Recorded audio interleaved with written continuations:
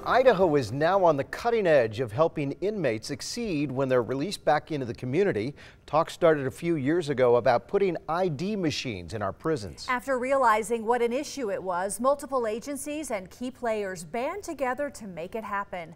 The pilot program is being rolled out in 4 state prisons.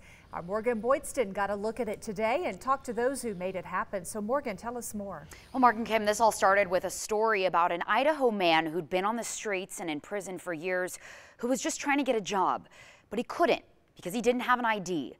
The black hole of getting paperwork and records together prompted this program, one that will change lives. Imagine not having a way to get a job, an apartment, a bank account, a car. It's something a lot of us take for granted. Are you ready for me here? All right. Not realizing how difficult it may be. All the way? Okay. To get an ID. Yeah, push the button.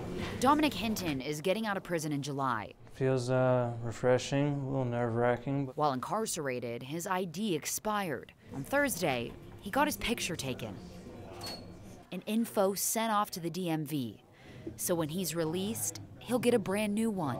Very nervous to get out, but having an ID is another step that's going to be easier to get a job, easier to get everything else done when I get out there. I'm very relieved for it. Until you get the state photo ID, you can't do anything. A few years ago, Interfaith Sanctuary Executive Director Jody Peterson worked with a homeless man who'd been incarcerated in the past to get him an ID. She says navigating the system was nearly impossible. The system has to work to get people the ability to be human again. So many of the people she serves have been released from prison and onto the streets with no ID and no way to get back on their feet. She got the ear of State Representative Melissa Wintrow. I think this will have a huge impact. Who got the ball rolling with the Department of Correction and ITD. As we talk about recidivism rates in our state, this is one more barrier that is taken away and will help people succeed. I think it's going to be life-changing. Bringing an ID unit with trained staff to inmates was the solution. They don't have any of those documents, then, they're scrambling, trying to figure all of that out. Corrections staff sends the info and pictures off to the DMV, and the IDs come back in the mail, ready for inmates when they're released. It just shows you that government can work together to make a difference. Deputy Chief of Prisons Ross Castleton says it's an investment to keep people out of prison. If we can reduce recidivism, it's expensive to incarcerate people, and so that right there is a savings. That only helps the individual, and it helps the community, and it helps the budget and the bottom line.